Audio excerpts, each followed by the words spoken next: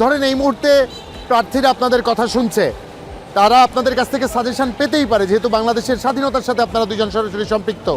কি সাজেশন দিবেন জাতীয় নির্বাচন নিয়ে? স্যার থেকে আগে শুনি, তারপর আপনার কাছে আসবো।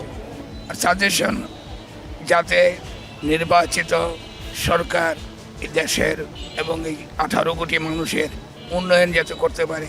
আমার 3 আসন মুন্সিগঞ্জ সদর, এই মুন্সিগঞ্জ যেই নির্বাচিত হবে সেই যেন এই মুন্সিগঞ্জ জনগণের উন্নতি করতে পারে, স্বাস্থ্য, শিক্ষা, তারপরে এইগুলি যাতে উন্নয়ন করতে পারে, সেই উন্নয়নের জন্যই আমরা মনোনীত ব্যক্তিকে যে করতে পারবে তাকেই আমরা নির্বাচিত করবো বলে আমি আশা করি। অসংখ্য ধন্যবাদ স্যার, আপনার কাছ থেকে শুনি একটু। আমরা চাচ্ছি এখন বর্তমান যেই পরিস্থিতি চলছে, এখন ইলেকশন সামনে আসতেছে, যে সুষ্ঠুভাবে ইলেকশনটা যেন হয়, সবার সহযোগিতা কামনা করছি।